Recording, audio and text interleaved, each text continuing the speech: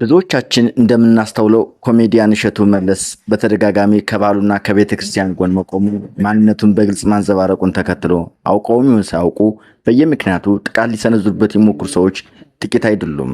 ሰላም ጤና ይስጥልኝ ክቡራትና ክቡራን፣ አብራችሁ ስትቆዩ ስለ እሸቱና ስለ ሰሞኑ አወዛጋቢ ጉዳይ እናወራለን። እሸቱ እንደማንኛውም ሰው የራሱ ድክመት ሊኖረው ይችላል። ነገሮችን ከቢዝነስ አንጻር ብቻ ማየቱና መሰል ድክመቶች ሊነሱ ይችላሉ። ነገር ግን በማንነት ደረጃ በፕሪንሲፕል የሚመራ ጠንቃቃ፣ አስተዋይና ለሀገሩም ሆነ ለሃይማኖት ያለውን ፍቅር ያለ ፍርሃትና ያለ ሀፍረት የሚገልጽ ድንቅ ሰው መሆኑ ለማንኛችም የተሰወረ አይደለም። በተቃራኒ ደግሞ እንደ ባምቢ ቢምቢ አይነቶችን ስናስተውል እሸቱ እንደገለጸው ስለ ማህበረሰብ ሴትም ሆነ ስለ ራሳቸው ክብር ግድ የማይላቸው፣ ነገር ሲበላሽ ወደ መንፈሳዊነት ሲስተካከል ደግሞ ወደ ኢሞራላዊ ጨዋታ የሚመልሱ ምስኪን ደፋሮች ናቸው። ጭራሽ ተቸኸኝ በሚል ሰበብ ልጅ ያላባት ይቀራል የሚል አይነት ግልጽ ዛቻ ወንጀል በአደባባይ ሲፈጸም እያየን ነው። ለማንኛውም እሸቱ ሰሞኑን መነጋገሪያ በሆነው ቪዲዮ ያነሰው ነጥብ ግልጽ ነው። ለአንድ ገዳም ገቢ ማሰባሰቢያ ፕሮግራም ለመምራት ቢያንስ ዝቅተኛውን የክርስቲያን ዲሲፕሊን ማሟላት ያስፈልጋል። ዓለም ሲገፋን መንፈሳዊ በመምሰል ዳዳ በመጫወት የሰዎችን ርራይ ፒቲ መሳብ ነው። ወዲያው ደግሞ በርቃን ማሸርገር፣ ከዚያም ሳይለቀቁ ለገዳም ገቢ ማሰባሰብ መድረክ ላይ መቆም፣ ቤተሰብን እንኳ አለማፈር፣ ይህ ስርዓት አልበኝነት ነውር ነው። ማንም ንጹህ የለም አትፍረዱ እያሉ አራምባና ቆቦ የሚረግጡ ሰዎች ደግሞ ግራ ይገቡናል። ቤተክርስቲያን ግን እንዴት ነው የምታዩት? በአንድ ድርጅት የሽያጭ ሰራተኛ እንኳ የድርጅቱን ክብር የማይመጥን ተግባር ሲፈጸም አይፈቀድለትም። ታዲያም ቤተክርስቲያን ከአንድ የተከበረ ስም ካለው መስሪያ ቤት ታንሳላችን? እንዴት ነው የምታስቡት? ይህን ተናግሮ መገሰጽ መፍረድ ነው እያላችሁ ነው? ማን ነው ያላችሁስ? በተለይ በዚህ ዘመን ቲክቶከሮች የቤተክርስቲያን በመርዳት ሰበብ ያላቅማችሁ ከጳጳሳት ጋር ሲውሉና ጭራሽ ከገዳም ጋር ሳይቀር ገንዘብ ማሰባሰብ በኮሚሽን እየተደራደሩ ስራዬ ብለው ሲያዙት ቤተክርስቲያን በሳቢያቸው ልክ አውርደው መደፋፈር አብዝተዋል። ቢያንስ በሩቁ ነው በፍርሃት ያዩት የነበረው መንፈሳዊነት አውርደው ማታ ጭፈራ ቤት፣ ጠዋት ነጠላ ለብሰው የገዳም ገቢ ማሰባሰቢያ እያሉ ብዙ ነገር እያበላሹ ነው። ይህ ቤተክርስቲያን ብቻ ሳይሆን ራሳቸውን የሚጎዳ ተግባር ነው።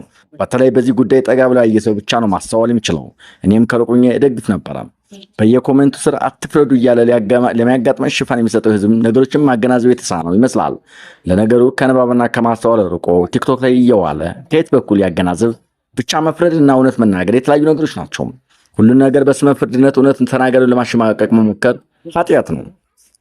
ለማንኛውም በባምቢም ስም ኮሜዲያን እሸቱን ለማሸማቀቅ የምትሞክሩ ሰዎች ቆም ብላችሁ ራሳችሁን መርምሩ። እሸቱ መለሰ ጀግና፣ አስተዋይና ለቤተክርስቲያን የሚቆረቆር ሰው ነው። ከጉዳዩ ጋር ባልተያያዘ እሸቱ ስለፈጸመበት ዛቻ ወንጀል የህግ ምክክር የሚፈልግ ካለ አለበሉለት ይለናል። ክቡራትና ክቡራን፣ ወደ ሌላ ጉዳይ እንሄዳለን። እስከዛው ድረስ አብራችሁን ቆዩ። የሃይማኖት መድረክና የፖለቲካ ቅስቀሳ ኡስታዙ ሊደብቀው የማይችለው እውነት ክፍል 2 ሌላኛው ዝግጅቴ ነው። ኡስታዙና መሰሎቻቸው በምክንያትና በእውነት የምንሞግታቸው ብዙ ሐቆች አሉ ይለናል ይድነቃቸው ከበደ። እውነት ሲገለጥ ዛሬም እንቀጥላለን። የህዝብ ልጅ የሆነው ድምፃዊ ቴዎድሮስ ካሳሁን ቴዲ አፍሮ ኢትዮሪካ በተሰኘው አዲስ አልበሙ የሰነዘረው የኪነ ጥበብ ሚሳኤል የአገዛዙን የፖለቲካ ምሽግ ብቻ ሳይሆን በሃይማኖት ስም የተሰለፉ ሰባኪያንን መንደር ድርምስምሱን አውጥቶታል። በዚህ መንደር ውስጥ በግንባር ቀደምነት የተሰለፉት ደግሞ እኚሁ ኡስታዝ ናቸው። ኡስታዙ እንደ ሃይማኖት አባትነታቸው ሙዚቃ ሐራም ነው በሚል እምነታዊ አቋም ከመድረኩ ቢሰብኩ ኑሮ ጉዳዩ የሃይማኖት ነውና መስመር ይበጅለት ነበር። ሆኖም እሳቸው የሃይማኖት ካባ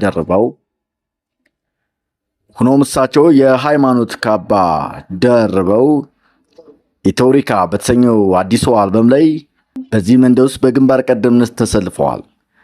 ጉዳዩ የሃይማኖት ነው መስመር ብናበጅለትም ዳሩ እሳቸው ግን ሃይማኖትን ካባ ደረቡ እንጂ የቁርአን መጽሐፋቸውን ዘግተው የቴዲን ዳስታል ግጥምና ዜማ እስከነቃጭሉ ተከታትለው ማህበራዊ ሳይንስ በሚል የግል ትንታኔ የብልጽግናን የምርጫ ቅስቀሳ ሲያካሂዱ በመታየታቸው እኛም እሳቸው በመጡበት መንገድ በምክንያት እንሞግታቸዋለን።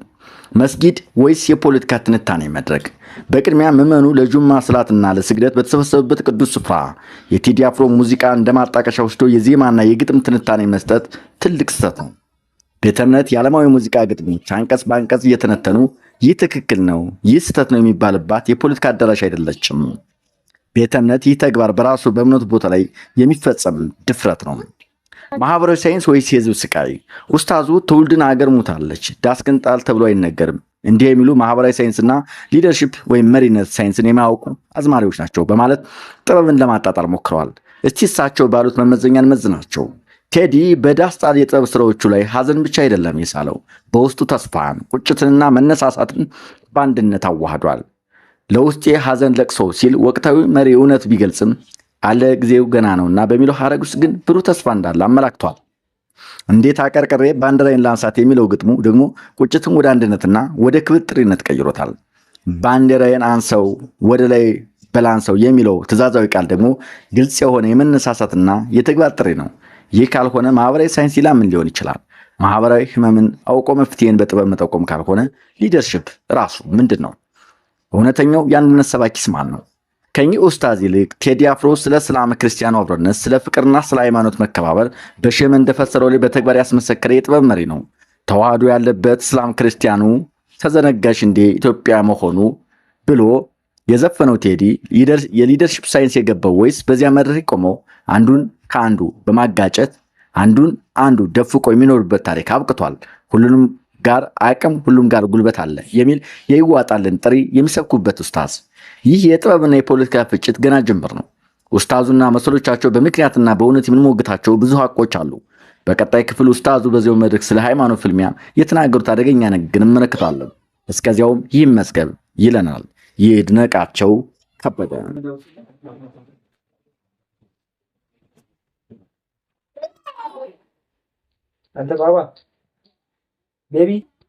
እንኳን ለአርበኞች አደረሳችሁ። የኢትዮጵያ ከፍ ሲል የፋሽስት ዝቅ አለም።